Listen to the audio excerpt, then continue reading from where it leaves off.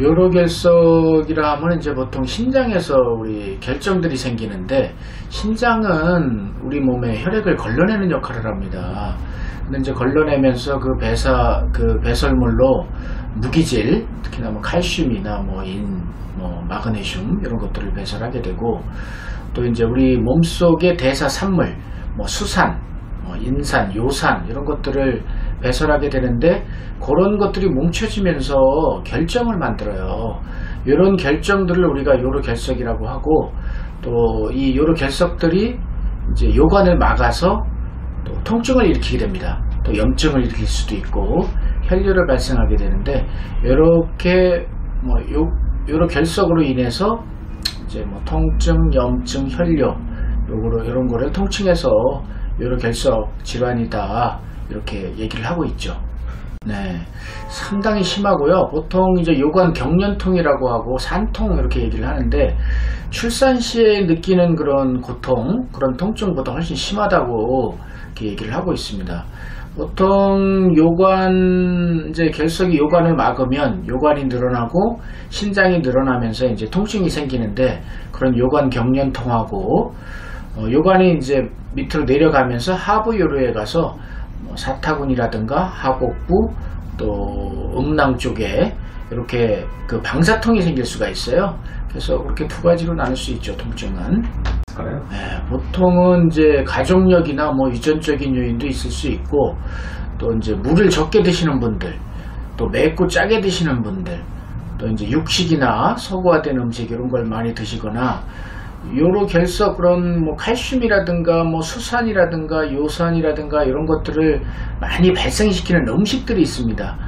뭐 시금치라든가 초콜릿이라든가 땅콩이라든가 이런 것들을 많이 드시는 분들이 수분을 적게 섭취할 경우에 요로결석을 많이 발생시킬 수가 있습니다. 네, 남녀 모두에게 발병될 수 있고요. 보통 남자한테 이제 66%, 여자한테 한 33%, 2대1 정도 비율로 발생한다고 생각하시면 될 것 같아요. 20, 30대에 보통 이제 그 발병하기 시작해서 가장 많은 거는 이제 40, 50대에 그래도 가장 많다고 볼 수 있습니다. 그럴 수 있나요? 보통은 저희가 이제 체외 충격파 쇠석술을 이제 하는데, 쇠석술을 하게 되면 7, 80%, 8, 90% 이렇게 1차 치료로 해결이 되고요. 뭐 나머지 한 10%, 15%는 2차, 3차에서 대부분 치료가 됩니다. 돌이 이제 단단하고 오래 묵은 돌일수록 잘 안 깨져요. 그런 분들은 이제 몇 차례 더 할 수 있죠. 재발성이 상당히 많습니다, 요로결석은. 특히나 이제 한번 요로결석이 생긴 분들은 그런 요로결석이 생기는 원인 인자들을 많이 갖고 있는 분들이에요.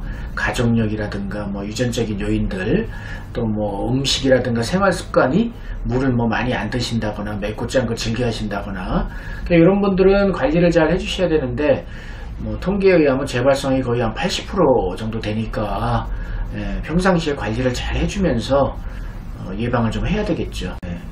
예방할 수 있는 가장 좋은 방법은 이제 물을 많이 드시는 건데, 돌이 있을 때는 보통 한 3리터, 돌을 이제 치료하고 나서도 뭐 2리터 이상 꾸준하게 이제 수분 섭취를 해주시는 게 좋고, 음식 중에도 이제 뭐 요로결석을 많이 발생시킬 수 있는 육류라든가 뭐 시금치, 또 이런 아까도 말씀드린 그 초콜릿이라든가 땅콩이라든가 이런 수산, 옥살산이라고도 하는데, 수산을 많이 발생시킬 수 있는 음식들은 최대한 좀 피해 주시는 게 낫죠.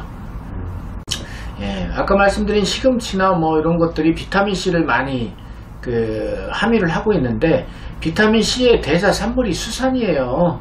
그걸 옥살산이라고 얘기하는데, 이 요로결석 중에는 이런 칼슘, 수산석, 수산 칼슘석 이런 것들이 가장 흔합니다. 그래서 이제 그런 음식을 피해 주시는 게 낫죠. 치료 방법은 우선 가장 중요한 거는 뭐 일단 통증을 완화를 시켜야 되겠죠. 통증을 완화시키고, 과거에는 이제 뭐 수술적인 치료, 전신마취 하에 뭐 이런 절개를 하거나 내시경 수술을 하거나 했는데, 요즘에는 외래에서 이런 체외 충격파 쇠석술이라는 걸 해요.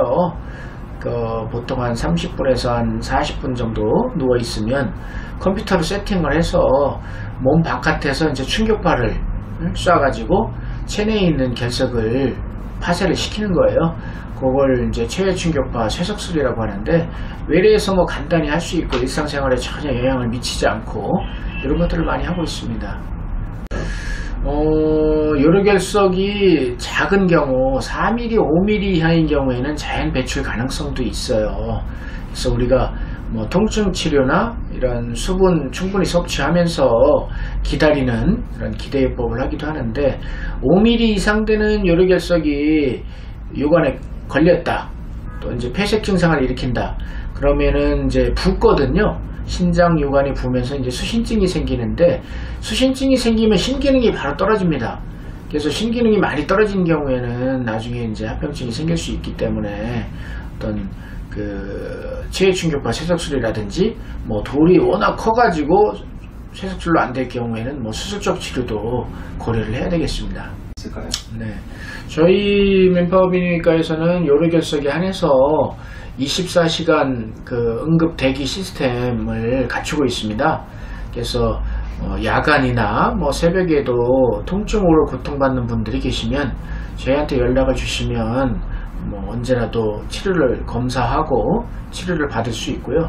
저희는 이제 당일 검사, 당일 진료, 당일 치료 원칙으로 체외 충격파 쇠석술을 시행을 하고 있습니다.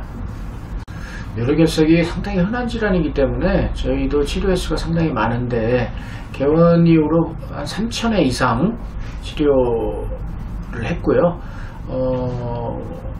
뭐 이게 재발성이 워낙 많기 때문에 그분들이 또 재발해서 또 많이 찾아오시고, 재발 안 되게 저희는 이제 예방법이나 약물 치료 이런 것들을 또 상세히 설명을 드리죠. 통증 조절만 잘 되면 뭐 배변 활동이라든가 성관계에 큰 문제가 될 것 같지는 않고요. 뭐 약물 치료, 또 뭐 궁극적으로 체외 충격파 쇠석술 이런 치료를 하면 뭐 큰 문제는 될 것 같지는 않습니다. 음주 같은 경우에는 이제 우리가 술을 많이 드시게 되면 뭐 그것 자체로 수분량이 많기 때문에 도움이 된다는 그런 학설도 있는데, 보통 음주를 많이 하면 이제 탈수 현상이 옵니다.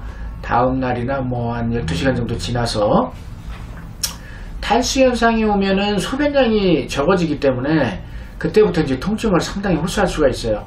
그래서 음주는 크게 도움이 될 것 같지는 않고, 흡연도 뭐 큰 영향은 그 밝혀진 바는 없지만, 우리가 뭐 수분이라든가 수분 섭취라든가 이런 걸로 충분히 하면 그런 예방이 될 것 같습니다.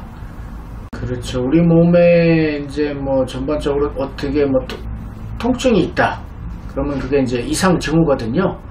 통증을 이제 조절하는 게 급선무인데, 원인은 일단 파악을 해야 될 것 같고요. 그래서 요로결석 같은 경우에는 특징적으로 이제 옆구리에 통증이 나타납니다.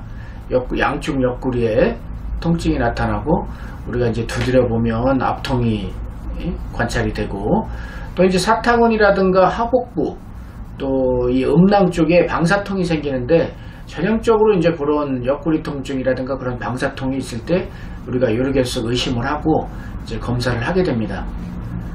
검사를 해서 정확하게 진단 후에 이제 정확한 치료를 하시면 될 것 같습니다.